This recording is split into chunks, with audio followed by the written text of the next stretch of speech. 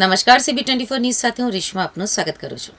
અમેરિકાના ડલ્લાસ શહેરમાં એક ખૂબ જ આઘાતજનક અને પીડાદાયક ઘટના પ્રકાશમાં આવી છે, જેમાં વોશિંગ મશીનના સામાન્ય વિવાદના કારણે એક ભારતીય વ્યક્તિની ક્રૂરતાથી હત્યા કરવામાં આવી હતી.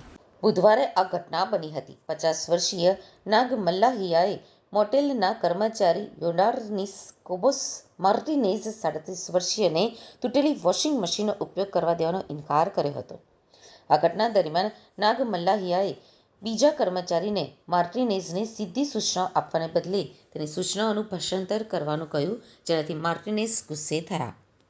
અપમાનિત થઈને આરોપીએ તરત જ એક છરી કાઢી અને નાગ મલ્લાહિયા ઉપર અનેકવાર હુમલો કર્યો હતો. નાગ મલ્લાહિયાએ તેની ઓફિસ તરફ ભાગવાનો પ્રયાસ પણ કર્યો, પરંતુ માર્ટિનેઝે તેનો પીછો કર્યો. આ જોઈને નાગ મલ્લાહિયાની પત્ની અને 18 વર્ષના પુત્રએ તેને બચાવવાનો પ્રયાસ કર્યો હતો, પરંતુ આરોપીએ તેમને પણ ધક્કો મારીને દૂર ધકેલી દીધા.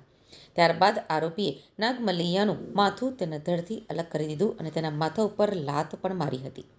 આ ઘટનાનો એક વિડીયો વાયરલ થયો છે, જેમાં માર્ટિનેઝ કપાયેલા માથા સાથે કચરાપેટી તરફ જતો જોવા મળે છે. તેને ઘટના સ્થળેથી લોહીથી લથપથ અને હાથમાં હથિયાર સાથે ધરપકડ કરવામાં આવી હતી.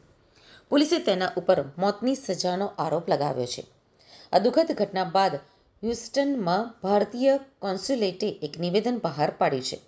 કોન્સ્યુલેટે નાગ મલ્લાહના દુઃખદ મૃત્યુ ઉપર શોક વ્યક્ત કર્યો હતો અને કહ્યું કે તેમની કાર્યસ્થળ ઉપર ક્રૂરતાપૂર્વક હત્યા કરવામાં આવી હતી.